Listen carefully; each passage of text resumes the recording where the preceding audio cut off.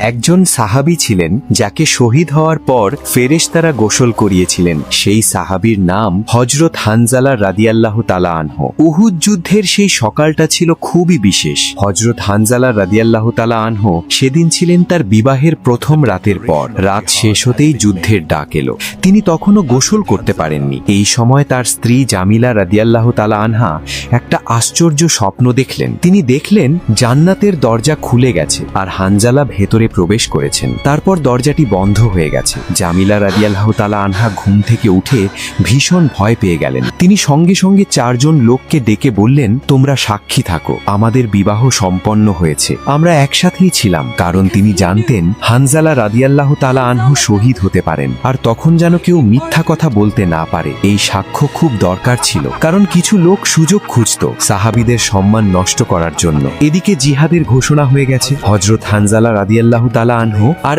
এক মুহূর্তও দেরি করলেন না। গোসল না করেই তলোয়ার হাতে যুদ্ধের ময়দানে দৌড়ে গেলেন। উহুদ যুদ্ধে তিনি সাহসের সাথে লড়লেন এবং অবশেষে তিনি শহীদ হলেন। যুদ্ধ শেষ হওয়ার পর সাহাবীরা তার দেহ খুঁজে পেলেন। তখন তারা অবাক হয়ে দেখলেন তার মাথা ভেজা, পানি ঝরছে। তখন হযরত মুহাম্মদ সাল্লাল্লাহু আলাইহি ওয়াসাল্লাম বললেন, আমি নিজ চোখে দেখেছি ফেরেশতারা আকাশ আর পৃথিবীর মাঝখানে মিষ্টি বৃষ্টির পানিতে হানজালাকে গোসল করাচ্ছেন। এরপর নবীজি সাল্লাল্লাহু আলাইহি ওয়াসাল্লাম মুচকি হেসে বললেন, সে দুনিয়াতে গোসল করতে পারেনি, তাই আল্লাহ তাকে ফেরেশতাদের দিয়ে গোসল করিয়েছেন। এই কারণেই ইতিহাসে হযরত হানজালা রাদিয়াল্লাহু তাআলা আনহু পরিচিত হয়ে গেছেন গাসিলুল মালাইকা, অর্থাৎ যাকে ফেরেশতারা গোসল করিয়েছিলেন।